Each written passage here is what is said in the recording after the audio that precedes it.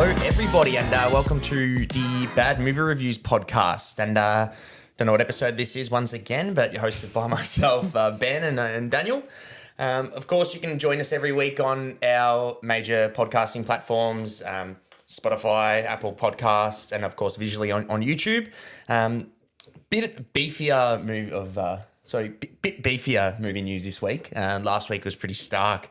We'll get straight into it because this one probably we'll talk about a little bit. But Deadpool 3 has been officially announced, and they've I don't know if you've actually watched the announcement video, but they had Ryan Reynolds making a laugh, and Hugh Jackman walked past him. He goes, "Do you want to join me on this one, Hugh?" And he's like, "Sure." And I thought it was a piss take, but then they showed the Deadpool logo, and the 3 was like the Wolverine claws down it. But yeah, what are your thoughts on that? I got a bit to talk on, but... Look, I love the idea of it. Deadpool, great movie series. Wolverine, also probably one of the best of the series. X-Men have always been good, but I feel like Wolverine's always stood their kind of side path that went down. Have always, I think, stood out a fair bit. So I think it's a good combination of two pretty great actors. And look, I'm looking forward to it. That's for sure. Don't get me wrong. Like, I like the idea because Deadpool and Logan, well, Wolverine have always obviously had that relationship. Being that it's MCU as well, you might get, the classic yellow costume, which everyone's excited about. But for me, it kind of feels like they're just, if you really look at the last 3 MCU films, apart from, Love and Thunder, like Spider-Man No Way Home, you had the old Spideys come back. People please. Multiverse, you had Patrick Stewart come back who died in Logan. Like, for me, no ending is safe now. It's kind of like annoyed me because Logan was such a good movie and ending. And I know they can do the whole, it's a multiverse, it's this. And it's like, I get it, but it just kind of takes away from the actual characters. It kind of, for me, takes away almost from the arc of the whole character of obviously all the X-Men films leading into Logan, and now you're going to have him reprise his role again. And it's like, I'll probably enjoy the film. I really loved Deadpool 1. Wasn't the biggest fan of 2. It was good, but like wasn't anything special. But it's interesting. Obviously, it's now in the MCU, so we'll see. It's all starting to become very similar to comics now. Pretty much all these universes. It doesn't matter. Like there's a comic series that ends, and then they just start a different one with different characters who are from different universes all put into one. It seems like they're kind of just either going down the pathway of trying to please everyone, or they're just going down that pathway of, okay, let's just include every one of these kind of weird multiverse books that have been created where Batman has a crossover with Superman. They're all in like the same thing, but then none of the Justice League are there, or then it goes into like, obviously different side thing. But it just feels like a cop out though, in a sense, where it's like, like if Marvel have like a shit film or people don't like one specific character. For instance, the rumor is John Krasinski, who played Mr. Fantastic, who everybody wanted to play Mr. Fantastic. Fan favorite, yep. The rumor is that no one liked him in the film. Like, I don't think he was that great. He obviously only had 10 minutes, but it was so plain that apparently they're just going to recast him now. And it's like, it's a different universe. Like, it just seems like a cop-out when they go down that route. But anyway, we won't sort of delve too much further into this. This is funny that, the good thing about covering movie news each week is you kind of see the timeline. But Matt Shackman, or whatever his name is, who was penned to direct Star Trek 4, who pulled out to direct Fantastic Four that we just spoke about. Good segue. Now, Star Trek, the movie number 4, has been completely pulled from Paramount's release schedule because their directors, it was scheduled to come out 2024, I think, and now they've just pulled it, so they don't know if it'll even get made anymore. Yeah, great. You're so upset by that. Big Star Trek fan. I actually would prefer to see a new Star Trek film than a Fantastic Four movie, if I'm being honest. Without a doubt. The latest 3 ones that were with Chris Pine, I actually thought were fantastic, and it was a nice... I thought they were good films. I know Star Trek fans really hate it. Yeah. But that's because it's just not, incredibly nerdy, if that makes sense. Like, it's more of like a sci-fi action adventure movie rather than they've done that with pretty much all their side series and shows and movies too, where everything now is a little bit more appealing to everyone. And I think that's why I like Star Trek more, like Voyager and stuff like that. Those old things, a little bit too out of mine. I'm not speaking Klingon to you down the street, but everything else, I really liked Chris Pine's rendition or take that he did on his role for Kirk? Star Trek. Kirk, yeah. Captain Kirk. You got there with a bit of help. But My brain. sorry. Next, this is another MC. Well, touching on Deadpool. The Blade movie with Mahershala Ali to star. Yep. Has officially lost its director, and apparently that's actually going through some heavy troubles. Like the rumor is the script's only 90 pages long, which isn't very long at all. No. For instance, like for anyone who's seen The Social Network, the first scene alone with them having dinner is like 19 pages or something. So 90-page script is not great. Mahershala Ali is apparently getting really frustrated because it was announced at like D23 or Comic-Con like a good 4 or 5 years ago now. And they've pulled that from the schedule for 2024, which is, interesting. Losing a director is always not a good thing. They'll probably find someone straight out of film school to just go into the Marvel churning system. But they've also, I may as well touch on this. They've also announced that Armor Wars, the Don Cheadle one where he like takes care of Tony's daughter, was supposed to come out as a TV series, but now they've moved it as a movie because apparently they like the script so much that it's going into a Good. Good. Yeah. For anyone who doesn't know, Daniel's not the biggest fan of the MCU shows coming out each week of the I just like you've got 9 hours of content, but out of that, like 9 hours of content, a good 3.5 is Unreal. Why can't we just have a 3.5 Unreal movie? I don't need to see someone learning to drive their car for fucking 45 minutes. You know, give me just the quality. Give it all together. Yeah, correct. I tend to agree. I feel like they've they've kind of lost its way a little bit. Yeah. I actually am intrigued to know what you think about this. The Now You See Me 3 has been announced. They've got Magic movie one. Yeah, with Jesse Eisenberg, Woody Harrelson. Oh yeah. I didn't mind the first one. The second it. one was really weird with Daniel. I think it was Daniel Radcliffe in it. Yes. He plays. But the director of the film has previously directed some pretty average movies.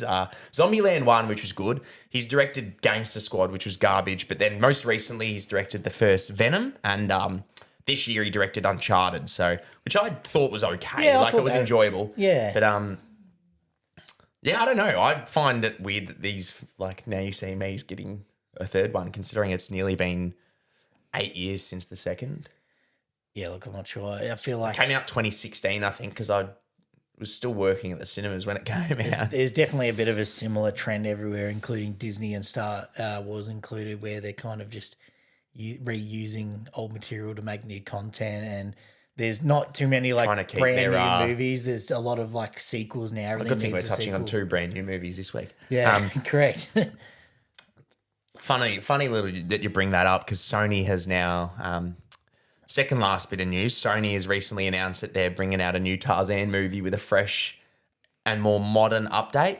So in other words, knowing Sony, Tom Holland will probably star as Tarzan because he just seems to be their little man, Showman, Uncharted, yeah. Spider-Man, everything coming out. Which I don't know how you can do a more fresh new update of Tarzan, to be honest. I don't want to see him with Tarzan. I see Tarzan as like this I was 7 foot. just joking. He won't play Tarzan. Yeah, no, I'm no, just you know what I'm saying. Like, I don't know who. Well, Tarzan's had like not long ago a new Tarzan film came out. Is It it? had Yeah. Alexander Skarsgård, who was in The Northman. Funnily enough, segue into the next one. Not actually. That is weird that I said that because Bill Skarsgård, his younger brother, who plays Pennywise, is in this bit of news. But it's the same director as The Northman. I want to know your thoughts on this. So Robert Eggers, director of Northman, Witch, so on, he's officially announced his new film getting made, which they thought it wouldn't get budget or money because Northman only just broke even. It's called Nosferatu. I don't know if I've pronounced that correctly. Bill Skarsgård and Lily Rose Depp are both starring in it. But the plot, it's apparently based on his high school play that he's wrote. And it's a gothic tale of basically between a haunted woman and her obsession with an ancient vampire. So Dracula. Kind of, yeah, essentially, but, original. Yeah, all right. I'm not sure how I feel about it. I guess I've never been really big on like vampire related content in general. Kind of why I couldn't get into like Castlevania and stuff like that. But look, Don't get me wrong. I think like a vampire, like vampire hasn't really been touched in a long time. Like anything vampire wise, like in terms of like an original, like obviously you've got your like TV shows and like you've had Twilight recently, but like a gothic, like we're talking the director of Northman, Yeah, which I love. One of my which favorite movies of the year. yeah, and he's directed some like really interesting gothic tale. Like The Witch is spoken completely in its ancient English language and was a really fucked up movie. Like it could really be something really. Bill Skarsgård's creepy as well. Like we're talking Pennywise, so like he could like playing a vampire. Look, I'm all for it. Yeah. Yeah. He was really worried because he wanted to make this for like the last 10 years, and he was Northman was obviously his first film put through a studio with studio money. Yep. And it obviously I think it only just made money after its VOD release. Because obviously it was well reviewed and things like that. So I think a lot of people bought it and obviously hired it and things like that. So I'm all for it. But other than that, that's pretty much covering news. Obviously, there's a fair bit of chunky stuff, some new developments, but we might take a quick break and we'll jump into our review of Smile first. Maybe we'll jump into that one, something we don't do often, but yeah, we'll take a quick break and then we'll jump into that one. So we'll jump into our review of Smile. I don't know if you want to touch on it first, and obviously for anyone who doesn't know, it's a horror film that's essentially just kind of based on people smiling, really. I don't want to get into too much more spoiler territory, who knows, but I'll let you touch on that first. I enjoyed the movie a lot more than I thought it was going to. I thought the trailer for it looked kind of trash, but I think the movie delivered quite well. And look, I love a good horror, and there were some good jumps there, and I think I thoroughly enjoyed that. So I think some of the shots, like the scenes, were beautiful, even with all the death and massacre and things happening. I thought that those shots were just awesome, and it's probably a credit to the cinema that we're in, but I thought the audio was fantastic. A lot of the audio design with some of the score and the score's very like unsettling. It's not like a normal musical score. It's very much like it actually had noises, like ambience. It had the audio that created that immersion. So you actually felt like those moments where they were scared, you were too. And I thought they actually delivered quite well in the movie. No way an absolute masterpiece, but a lot more than I thought it would be. I definitely recommend for most people to watch it. Yeah, I'll take that as a key for me to come in and play. But I quickly want to touch on one thing before I get into my review. I don't know what it is about horror film, but I find them to be one of the best experiences at cinemas, but also the worst, because I feel like for some reason every horror film I've ever seen, it just invites people like in the anticipation of a scare to just fucking talk as loud as they can and like, oh my God, no jump scare. And it's like, I love seeing a horror film at the cinema because it's not the same when you're watching it at home, if we're being honest. But for some reason, every horror film I've ever seen, like people just talk the whole time. It's so frustrating. But they were the worst.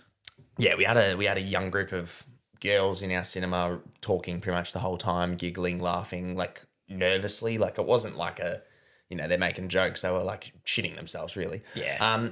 But I actually got to give them props. This is actually a first-time director, which kind of impresses me more. And the rumor is that it was supposed to be straight to streaming, but it tested so well that they thought to release it theatrically. But I actually agree with you very heavily that the trailer looked really cringy. And I know that like the trailer is very heavily built on the fact that it's just people smiling and you don't know why, but the actual plot gives into that kind of territory really well. And I actually like how they dealt with that situation. And I think another thing I want to touch on is it's got such a fine line of playing into this like uncanny valley, like kind of it's funny territory, because realistically the whole film's built on the fact that you can see something or people smiling at you, which smiling is obviously the universal sign of happiness kind of thing. So it's like it's got a fine line of being like, oh, it's kind of just funny, but it was actually just downright like creepy. Yeah, like a lot of the a lot of the shots and it was just a really like unsettling movie, and it wasn't like horrifying by any means, but at not one moment did I like feel like nothing was going to happen, if that makes sense. Like I always kind of felt a bit uncomfortable. But my biggest taking out of the film is I actually really liked the way they dealt with the whole plot. it was creepy, good jump scares, some really creepy imagery, especially towards the end. But I like its whole take on trauma and passing trauma on, things like that, and the kind of deeper meaning to the whole movie. I'm all for horror films, but as soon as a horror film has a deeper meaning of kind of real life situations, I kind of just give it a bit more respect. It reminded me recently of, I know I said this to you after the film It Follows, for anyone who's seen that. It reminded me a bit like that, where it's like not sort of like a, supernatural horror film. It's kind of like, taken on real life situations, but obviously just like a supernatural take on it. But Yeah. I actually, for anyone who likes horror, I recommend it. For anyone who even doesn't like horror and likes a decent film in general, I'd actually recommend it. I don't know how long it'll be in cinemas for, but I can't imagine the budget wouldn't be huge, and it'll probably make a lot of money, which wouldn't really surprise me. The horror films usually always do well and pack theaters out. But no, I quite enjoyed it, but agree with you. The no means is it the next Godfather, but it's just a good.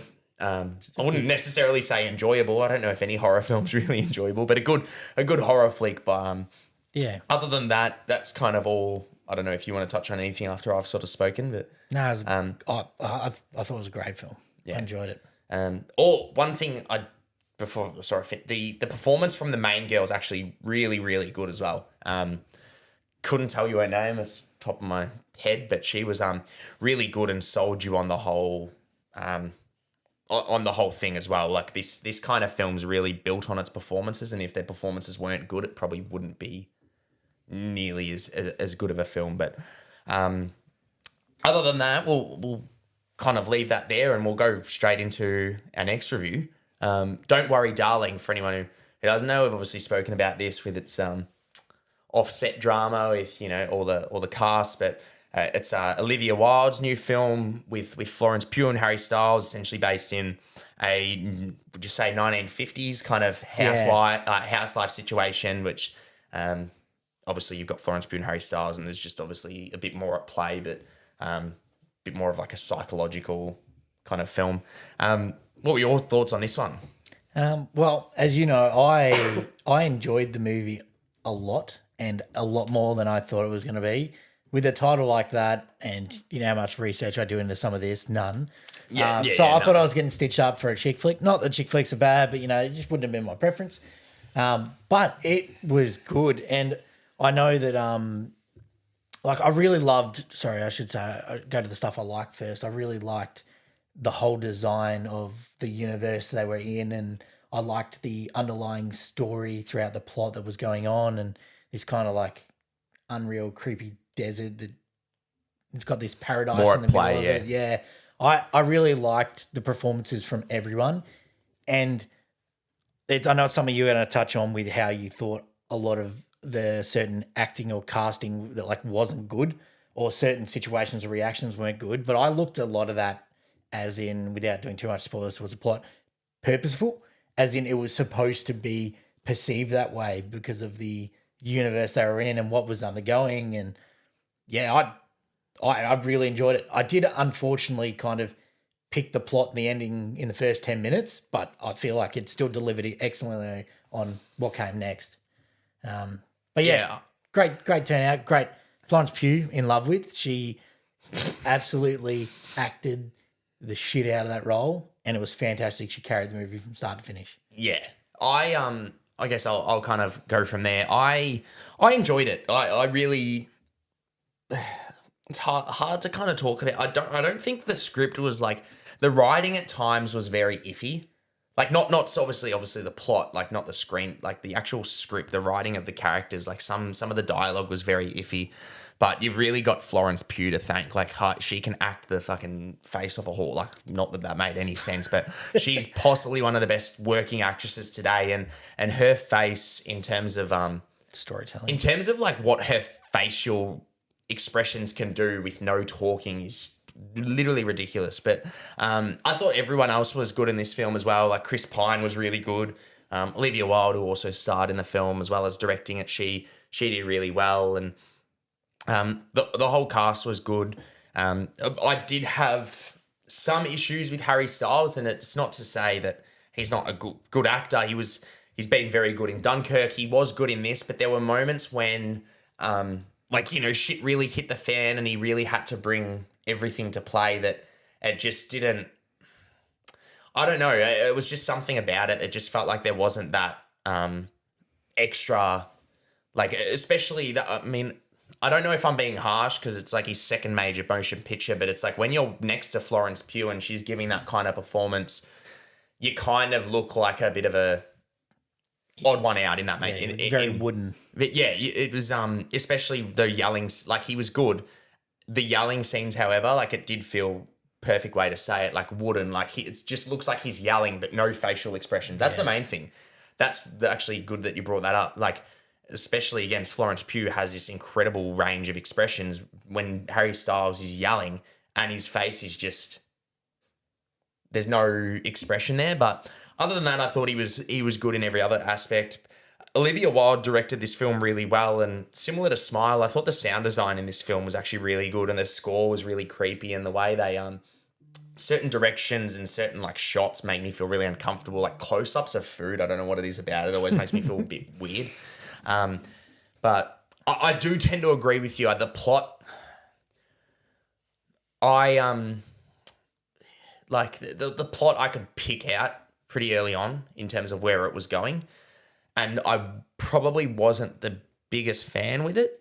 I really was into this movie pretty much until the last 30 minutes. It did probably 20 minutes, it did kind of lose me a little bit. And I didn't think the ending, like, I thought the ending was good, but it just kind of felt a bit hit and miss. Like, certain aspects I really enjoyed, and then I was like, oh, that kind of feels a bit weird. But other than that, I felt like it was a very well-directed film. Set design, all that sort of craft aspect of it was good. And obviously you've got Florence Pugh and to really thank for kind of carrying that film, because it really, similar to Smile, this kind of film really carries on its performance. And she smashed it. I would recommend this to most people, to be honest.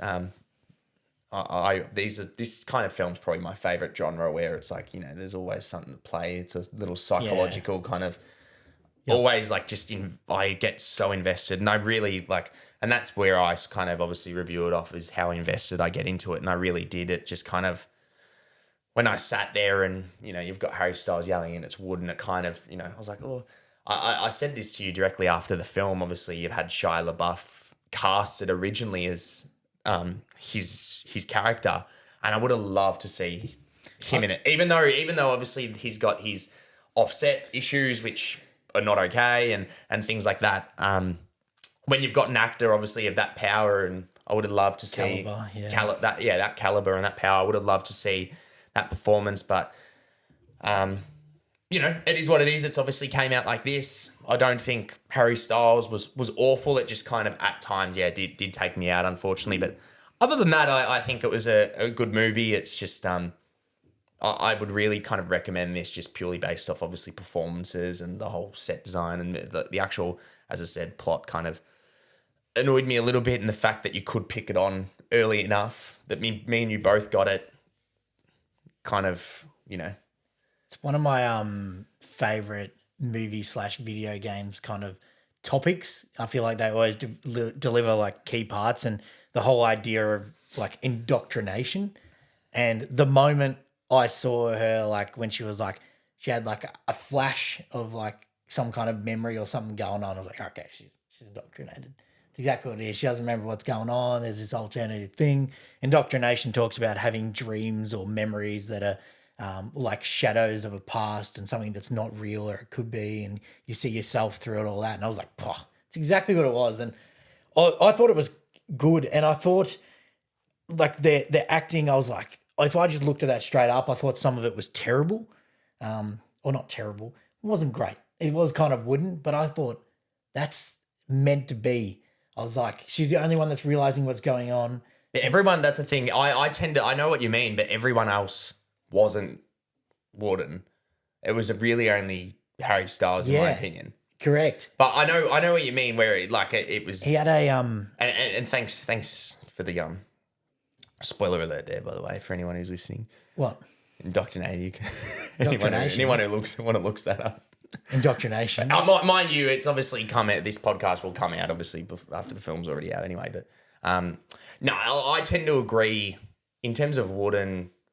It could be meant, but it's like I think you're probably almost giving him too much credit. Being that obviously you got to remember it's his second film.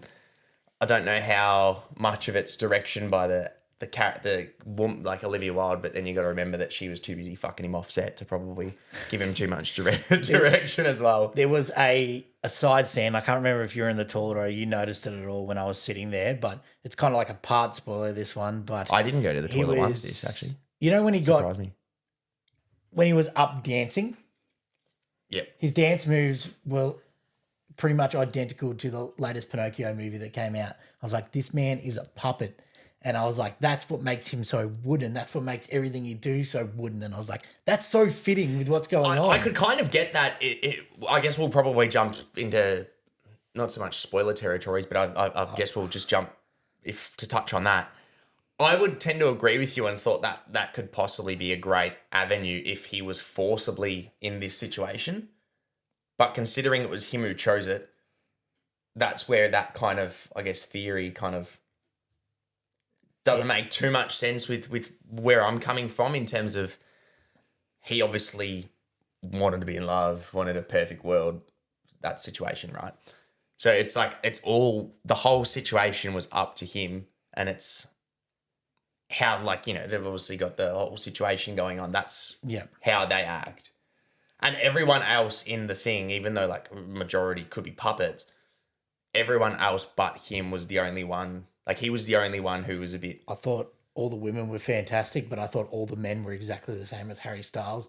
And I felt like that was all... See, I will have to disagree and say Chris Pine, for instance. Chris Pine. But he was in it as well. Like, he's... No, but I mean, other than Chris Pine, because he was... Obviously, he's got a lot more going on there. But I thought everyone else was the exact same. And it's like... The reason I thought it was all look like that is these are people who are pretending not to be actors, being bums, and then going into a world where they literally have to act for their entire life to make this universe real. And I'm like, if you're not an actor and you don't know how to do it, you're going to act real shit in certain scenarios because you not know how to do it. The thing is, you just act normally though. But you don't because you're thinking about it too much. But on that comment, Nick Kroll, who was the husband of Olivia Wilde's character, they both knew. Yeah, I thought he sucked. No, I thought he was quite... He wasn't in it sort of too much, but I thought he was quite decent. But I don't know. I wasn't the biggest... completely sold on his performance. He wasn't selling me. That's the main probably word I can say. He wasn't selling me on the whole thing. Like, if I was... I mean, especially the one scene where he's in the car and she gets taken, it's just kind of like... He's just like, fuck. I was like, what the... It was pretty weird, that one. Yeah, I was like, it's your own fucking fault, mate. But yeah, other than that, I definitely recommend the film. I thought there's definitely like big positives to it. Yeah. I just felt like with a neater script potentially, and you know, a bigger, not that, as I said, not that he was bad, someone with real credentials, as bad as it sounds, potentially in that role, and I thought it could have been lifted potentially just purely based on, because as I said, this film's really sold on the main two performances. Yeah, and he definitely didn't do that. You would say this is his first movie, and he was really good in Dunkirk, but he had really no he had like 20 dialogue. minutes screen time too. He was in it for a while, but he just had no dialogue because he was just the friends with the main guy. Yeah. But, look, and not to say he won't get better. I mean, I'd be shit scared to act personally, but good on him. Not bad for a second movie. Not bad for a second movie, but that's the thing. I would have liked him to potentially build up before taking a leading role, and I'd say that's purely because Olivia Wilde was porking him and thought, hey, star in my movie so we can sleep with each other every second day because you're living next to me. Sure. I mean, it sounds like I'm really pot-shotting this. I enjoyed it. I just felt like there was room for improvement in those aspects. Yeah. The main man and the script and sort of where it kind of ended. But I know it's based on a book, so I don't know how much you really want to kind of stray obviously too far from the original story. Fair enough, yeah. other than that, I kind of probably don't really have too much to. That's about it for me too. You enjoyed it? Well, we enjoyed that. This is probably the only time we've really enjoyed both films from far as I remember. Other than that, we'll probably leave it there. Obviously, this is Bad Movie Reviews. We'll come back next week. I don't know exactly what comes out or what we're reviewing, but we'll be back next week, next Sunday. And you can obviously, of course, join us on all major podcasting platforms and visually on YouTube. But other than that, we'll stay classy, San Diego, and we'll see you next week. Thanks, guys.